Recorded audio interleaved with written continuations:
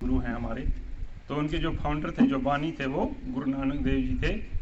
और उनकी पैदाइश जो थी, उनका डेट ऑफ बर्थ जो है, वो उनकी बर्थ प्लेस एंड डेट है वो ईयर 1469 या 1469 में पैदा हुए थे गुरु नानक देव जी। और सिख रिलीजन वहीं से शुरू हुआ। दैट मीन्स वर्ल्ड का सबसे लेटेस्ट रिलीजन जो है वो सिखिज़म।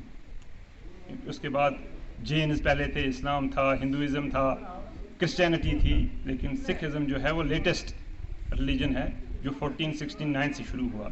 और इसके फाउंडर जो थे वो गुरु नानक देव जी थे, जो ननकाना साहिब पाकिस्तान में पैदा हुए थे।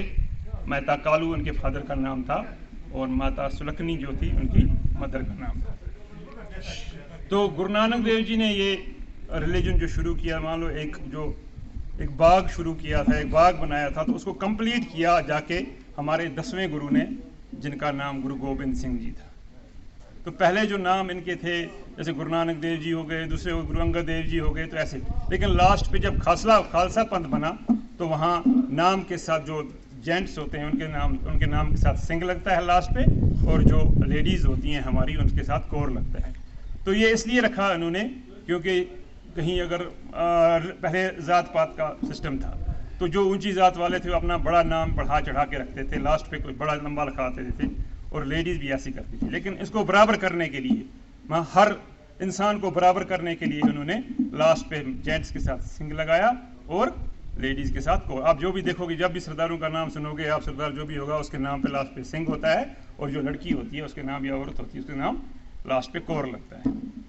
तो अब बैसाखी का जो मेन टॉपिक जो हमारा है, ये तो छोटी मोटी जानकारी थी रिलीजन की, क्योंकि रिलीजन के बारे में थोड़ा थोड़ा पता होना चाहिए हर रिलीजन के बारे में। जैसे हम यहाँ कश्मीर में रहते हैं तो मेजॉरिटी यहाँ मुस्लिम्स की है, तो मुझे लगता है कुछ टू सम एक्सटेंट हम भी इस्लाम के बारे में जानते हैं। और मुझे लगता है कि हर जो सिख है वो इस्लाम की बहुत ज़्यादा रिस्पेक्ट करता है, क्योंकि हमारे आगे पीछे मस्जिद हैं, अस्थाने हैं, हम उनकी बहुत रिस्पेक्ट करते हैं। हमारे घर के साथ में भी एक स्थान है, हम भी उसकी बहुत ज़्यादा रिस्पेक्ट करते हैं, और हर जगह ही होगा मुझे लगता है। इसी तरह मुस्लिम्स में भी है। जो कश्मीर का माहौल है वो अलग टाइप का है, बाहर के माहौल की तरह नहीं है।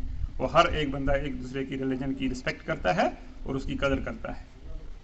तो बैसाखी का जो त्यौहार था, ये बैसाखी इसको इसलिए बोलेगा क्योंकि पहले जब गुरु गोबिंद सिंह जी ने खालसा पंथ तैयार किया, ये 13 अप्रैल 1699 का टाइम था, 1699। दैट मीन्स हमारा रिलीजन शुरू हुआ था 1469 जब गुरु नानक देव जी पैदा हुए। तो इसको कंप्लीशन दी जाके किन्होंने, हमारे जो 10वें गुरु थे गुरु गोबिंद सिंह जी ने। कहाँ पे?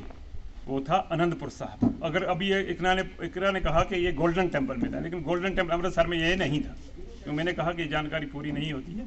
तो ये पूरा हुआ, कंप्लीट किया उन्होंने। उसका नाम वो अमृतसर में ही आता है, लेकिन आनंदपुर साहब उस जगह का नाम। आनंदपुर मैंने को आनंद का नाम होता है जहाँ मज़ा आए, रहने का, बैठने का, उठने का, इबादत करने का, उसको पंजाबी में आनंद बोलते हैं। आनंदपुर मैंने को वो जगह, तो वहाँ से उन्होंने शुरू की। तो बैसाखी इसलिए उसको जुड़ गया साथ में क्योंकि अव्वल बैसाख था। जैसे कल अव्वल बैसाख था, जैसे देसी मंथ्स होते हैं, जेठ हो गया, हाड़ हो गया, सावन हो गया, भाद्रों हो गया, तो बैसाख भी है कल। हमारा जो कैलेंडर होता है, जैसे आपका इस्लामिक कैलेंडर है, हमारा कैलेंडर भी नानकशाही कैलेंडर है, वो मूल नानकशाही बोलते हैं। तो वो चेतर से शुरू होता है। दैट मीन 30 मार्च से स्टार्ट होता है। 13 मार्च 13 अप्रैल हो गया, एक महीना। और ये बैसाख जो था ये फर्स्ट बैसाखी थी, और वहाँ गुरु गोबिंद सिंह जी से पहले वहाँ मेले लगते थे बैसाखी के। लेकिन जब गुरु गोबिंद सिंह जी ने वहाँ जब लोग जमा हुए थे किसमें, उस मेले में, तो उन्होंने आवाज़ दी कि अब ये खालसा पंथ साजने की ज़रूरत क्यों पड़ गई गुरु गोबिंद सिंह जी को। मैं इसकी भी ये भी हिस्ट्री है कि जब गुरु गोबिंद सिंह जी के फादर थे, जो हमारे 9वें गुरु थे, उनका नाम गुरु तेग बहादुर जी था, तो वो पटना साहिब में थे, पटना में थे। तो कश्मीर में उस वक़्त मुझे लगता है मुगल का दौर था, मुगलों का दौर था। तो उस वक़्त क्या होता था कि कुछ जो गवर्नमेंट की हायर अथॉरिटीज़ थी वो उनको, कुछ पंडित लोग जो थे उनको ज़बरदस्ती वो कन्वर्ट करना चाहते थे। कुछ लोगों को, हम सबको नहीं बोलेंगे, वो कुछ लोगों को वो कन्वर्ट करना चाहते थे तलवार की जोर पे। तो ये पंडित जो थे वो चले गए गुरु तेग बहादुर जी के पास, क्योंकि उन्होंने किसी ने कहा कि आप उस घर पे जाओ जहां आपको इनकार नहीं मिलेगा। तो वहां गए, तो उसके बाद उन्होंने क्या किया, गुरु तेग बहादुर जी ने कहा कि अगर मुगल जो एम्पायर है वो अगर मुझे कन्वर्ट कर सकते हैं तो आप सब कन्वर्ट हो जाए। तो जब गुरु तेग बहादुर जी ने नहीं माना तो उनको एग्जीक्यूट किया गया, दैट मीन उनको शहीद किया गया। उनको औरंगजेब के कहने पे उनको शहीद किया गया दिल्ली के चांदनी चौक। और चांदनी चौक में जब उनको शहीद किया गया, उसकी जो तलवार से उसकी जो गर्दन थी वो काट दी औरंगजेब के कहने पे, ठीक है। तो उस वक्त क्या होता है कि उस वक्त बहुत ज़्यादा शोर शराबा पड़ जाता है, लोग डर के मारे सहम जाते हैं, कोई सामने नहीं आता है। अब उसकी लाश उठाने का टाइम था, क्योंकि उनका कत्ल हो गया था, वो शहीद हो गए थे। शीशगंज में वहाँ गुरुद्वारा भी है, तो लाल किला के सामने ही साथ। तो जब उनको शहीद किया गया तो उनका जो सर था वो अलग पड़ा था और जो बॉडी थी वो अलग पड़ी थी। अब कोई उठाने के लिए तैयार नहीं था। क्यों तैयार नहीं था? क्यों? डर थी। अब डर थी तो लोगों ने क्या किए, पगड़ियाँ शगड़ियाँ उतार दी, क्योंकि ये दूर से लगता था ये सरदार है, ठीक है। तो अब क्या होता है, जब या फिर उनकी 2-3 बंदे तो ऐसे उठते हैं जो उनको उठाते हैं और वहाँ जाके उसका संस्कार करते हैं, और उनकी जो सेरेमनी थी वो टोटली हो जाती है, जो फ्यूनरल सेरेमनी थी उनकी हो जाती है। तो जब वापस आते हैं, गुरु गोबिंद सिंह जी पहुँचते हैं वहाँ पटना साहब, तो वो कहते हैं कि जब ये कत्ल हुआ तो उस वक्त कोई सामने नहीं आया। तो लोगों ने कहा नहीं, वो उस वक्त सामने कोई नहीं आया, डर की वजह से कोई नहीं है, सब ने अपनी अपनी आइडेंटिटी छुपा दी। जिनको दाढ़ी थे, बाल थे, केस थे, उन्होंने काट दिए और पगड़ियाँ उतार के रहने दी, रख दी नीचे, क्योंकि डर की वजह से। तो गुरु गोबिंद सिंह जी ने उस वक्त कहा कि मैं ऐसा पंथ तैयार करूंगा, ऐसी कौम तैयार करूंगा जो कहीं छुप नहीं पाएगी, जो लाखों हजारों करोड़ों में पहचानी जाएगी, कि ये जो डर के मारे छुप जाते हैं ये छुप नहीं पाएंगे। और इनमें जो डर था, वो डर को खत्म करने के लिए उन्होंने वैसाखी के मेले में 5 प्यारे तैयार किए, 5 beloveds, 5 आदमी, उसने 5 बेल तैयार किए, जिनको उन्होंने अमृत पान करवाया। और अमृत पान कराने के बाद उसने कहा कि खालसा मेरा रूप है खा, दैट मीन्स गुरु गोबिंद सिंह ने कहा कि ये जो खालसा अब तैयार हुआ अमृत पान करके, ये मेरा ही रूप होगा। कहता है खालसे में करो निवास, कहता है इस खालसे में खुद रहूंगा, इनकी हेल्प करने के लिए मैं खुद रहूंगा, जहां इनकी मुश्किल होगी मैं खुद आके खड़ा रहूंगा। तो उस वक्त जब उन्होंने ये बात बोली तो उसकी इस बातों से और जो अमृत पान किया उसकी वजह से उसके बाद जो सरदार तैयार हुए, जो खालसा पंथ तैयार, पहले तो सिखिज्म था, जो कंप्लीट खालसा पंथ तैयार हुआ, उसमें उन्होंने मैंडेटरी की गई अमृत पान करने के लिए 5 चीजें। सबसे पहले रखा उन्होंने कि आपको अनकट हेयर रहना है, दैट मीन आपके बाल नहीं कटे होने चाहिए, आपको कंप्लीट बाल रखने हैं, उसमें कैंची नहीं लगनी चाहिए, अनकट हेयर, जिसको केश बोला जाता है, ठीक है। दूसरा उन्होंने हमें दिया कड़ा, ये अब केस क्यों दिए? क्यों? इससे पहले भी होते थे, जो पहले ऋषि मुनि थे या पैगंबर थे उनके भी केस होते थे। तो केस उन्होंने क्यों दिए?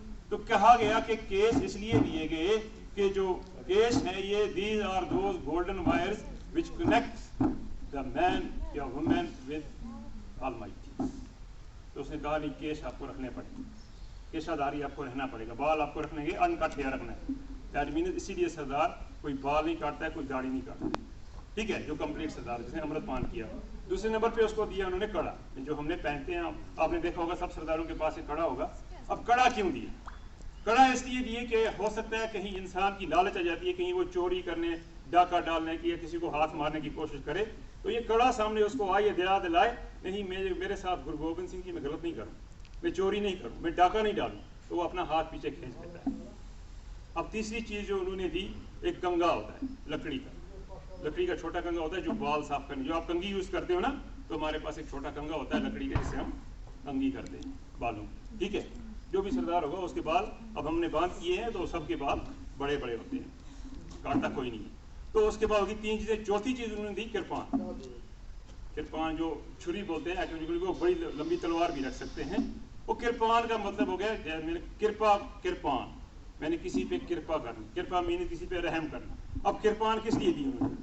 एक तो दी उन्होंने सबसे पहले क्योंकि उस वक्त जो दौर था वो बड़े जुल्म का दौर था, लोगों को ज़बरदस्ती जेलों में डाला जाता था। जैसे उस वक्त मुगलों के साथ सिख गुरुओं की इस वक्त इसलिए ये थी क्योंकि वो समय की हुकूमत थी जो जुल्म करती थी।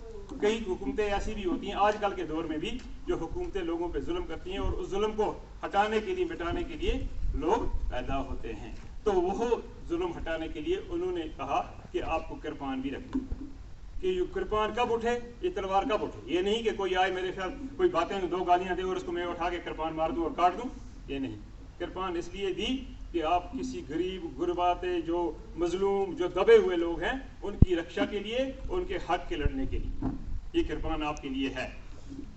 तो ये कृपान इसलिए दी, छुरी जो होती है आप तो छोटी रखते हैं, लेकिन जो बड़े जथेदार होते हैं, बड़े सरदार होते हैं, तो वो बड़ी कृपान रखते हैं। कृपान इसलिए होती है कि किसी पे जुल्म न सहो, अगर जुल्म होता है तो जुल्म का टाकरा करो। अगर बातों से मात नहीं मानते हैं, फारसी का एक शहर है जो गुरु गोबिंद सिंह, क्योंकि गुरु गोबिंद सिंह फारसी के भी बड़े आलम ने कहा था, चूंकार अज हमा से दर गुज़श्त हलाल अस्त बर्दन को शबशीद। मतलब कि अगर किसी को इंसान पहले प्यार से समझाता है, बड़े प्यार से उसको रिस्पेक्टफुली सब कुछ समझाए अच्छी तरह से, प्यार से कि आप गलत कर रहे हो आप नहीं करो, जुल्म कर रहे हो नहीं करो, जब वो नहीं मानता है फिर शमशीर उठाना आपके लिए मैंडेटरी है, उठा के उसको ख़त्म करो। तो इसलिए वो कृपान उन्हें दी। और पांचवी चीज़ जो थी हमारी, जो कछारा अंडरवेयर जो होता है कि आप गलत नहीं करोगे और ये कछारा जो है आपको कंट्रोल कर सकता है। तो ये 5 की जो के थे इन्होंने मैंडेटरी की जो खालसापन सजा।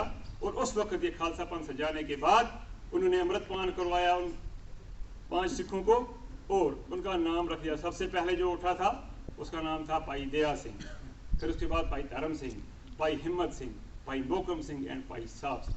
ये 5 आदमी जो थे उन्होंने खालसापन तैयार किया और गुरु गोबिंद सिंह जी ने खुद उनसे अमृतपान किया।